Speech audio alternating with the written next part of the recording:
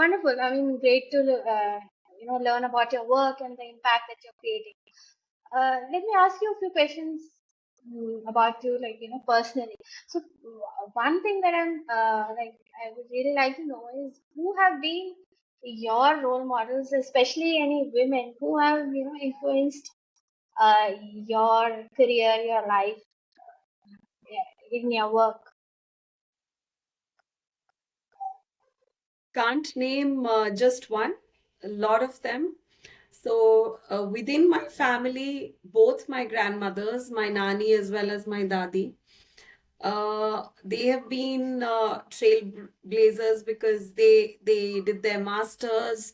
My nani took a step further. She was not in a good relationship.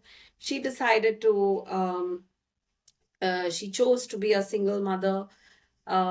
She became a scholar, head of the department, very, very assertive, very sincere, hardworking, wrote so many books. I guess they have been they paved the path for the girls in the family. No questions were asked whether you want to study, whether you want to work, or this thing is not for a girl to do. Those kind of conversations were never a part uh, of it wasn't a discussion at all. You choose, you state, you have a voice in the family, and I'm really thankful to those two. My mother, who's also been a career woman, and had managed, having lived in a joint family, managed that with a full-fledged career, being head of the department, did her PhD when both me and my sister were really young, looked at how professionally she can grow, how as a person she was growing till date. She is doing courses, online courses. She's digitally savvy. She I mean, that is the kind of mindset that we all have learned how to have a growth mindset. Learning to learn is an attitude which we at ETASHA also, promote, and also within the family, with my children, with whoever we talk to. It's very, very important to have that kind of a mindset. So these three women, of course, have been super influential in Yeah. my life. My mother-in-law, um, she became a widow early on in life. She brought up her two sons very financially, very, very on point. And I don't know how she managed it, but uh, she did. She brought up my husband to be a feminist, and that's how both of us, in partnership, brought up our children in a gender neutral household. And mm, I guess my husband is also my role model because he's a champion of feminism, as well as he gives confidence to all of us. He himself keeps studying and keeps evolving with a similar growth mindset. My children, they are my role models. The way they are, they're woke adults these days. This word is really the in thing. They're Yeah. woke, right? And it is Yeah. so much fun to talk to them, discuss issues, discuss things. uh, and it's like, now, of course, because they are adults, not because they are adults, but as kids also, as they were growing, that kind of an energy flew in the house that, let's communicate, let's talk about it. What is it that you wish to do? What is it that, the world, where the world is going, those kind of conversations, I feel, Yeah, I guess, I mean, my family has been really, really influential in terms of me being the person that I am. And if I looked outside, I guess every woman who's an ETASHA beneficiary, who's fighting it, who's making it in this world, who's showcasing how just by giving that little push she's able to evolve. They're also my role models. So yeah, I mean, I have, the list is long. You are a role model as well. The way you are working towards, the policy, and the way you are bringing in this conversation, I think it's going to be really useful and very relevant, very important at this point of time. Yes. Thanks for that. But I mean, I think, even I would say that, but we are, I think, one of the few lucky women to have.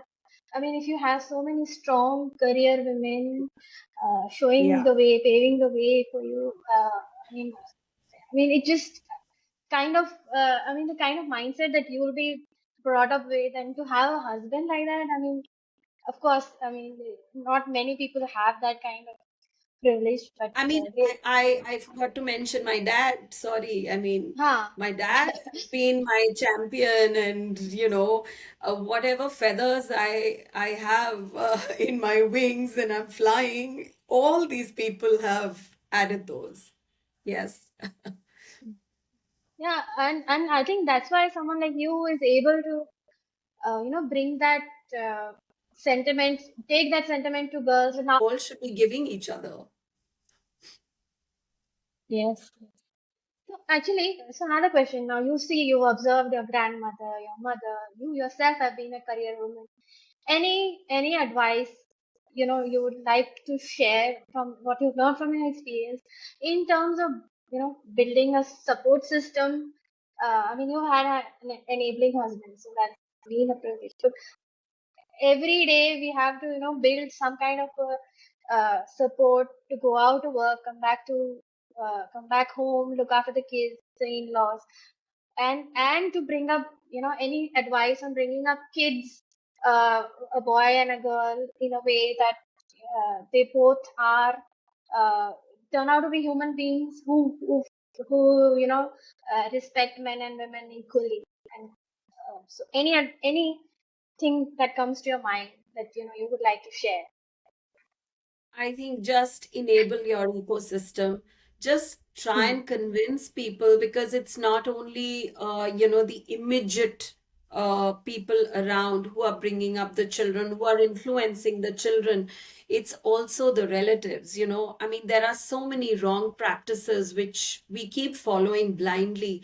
I think one needs to take a stand and one needs to stop those kind of things. Uh, it might take 1 month, it might take a year to convince them to, stop certain practices.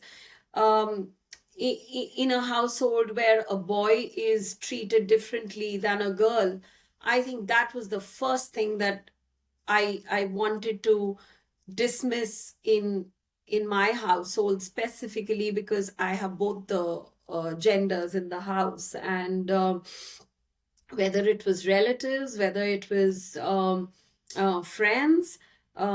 Oh, you're not doing this for your son. Oh, you're not doing this for this.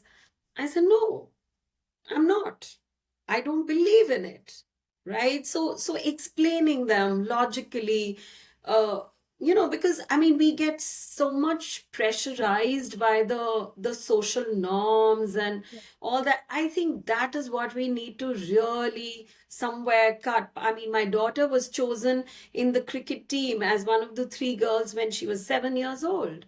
Right. But I mean, if we wouldn't have played cricket with her while she was growing up, while my husband was, sort of taking her to the park, we would have said, no, just sit on the swing, don't play cricket. That's a boys' game.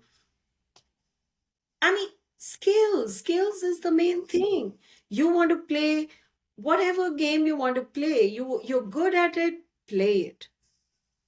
You want to go into this kind of career, do it. I mean, so those kind of things, I feel that that is the only thing that I feel that we would have to really relook at the gender stereotype that we create unknowingly also, because we've grown up with that, right? So you've got to Yeah. introspect also quite a bit, while you're parenting is not easy. I'm sorry. I mean, it's the most difficult thing. But yeah, I think making them just, figuring out the values, respecting each person, being inclusive, being, uh, talking to people, communicating with them, even if you don't like an idea, talk about it, discuss, find out the logic. So, yeah, I guess. Yeah. Yeah, Yeah. wonderful. Uh, okay, just one last question, and I will close this. Uh, uh, Personally and professionally, how has working, in the social sector, what do you think is the social sector as a career option for women? What does it take, and what kind of a background do you need to have? What kind of a work life can you expect? A lot of women do work, but if women are looking at it, especially, and a lot of women who have been housewives, can they join? Generally, like when you look at yourself, your colleagues, uh, is it a lucrative space for women? So at ETASHA, because I mean, my stint at ETASHA has been the longest, and I have been Yeah, recruiting for the projects as well. The only thing one looks at is that, are they champions for change? Do they want to get associated with projects where we are talking about certain things? Yes, some organizations or some projects would require basic qualifications, but I would say, if you're really into uh, immersing yourself in this kind of a sector, then come join. We need more and more champions, and there will always be doors open for people who really want to look at um, skill development, attitude change, behavior change, and working towards making the community economically, socially, and emotionally self-reliant. I think that's what we really need to work towards.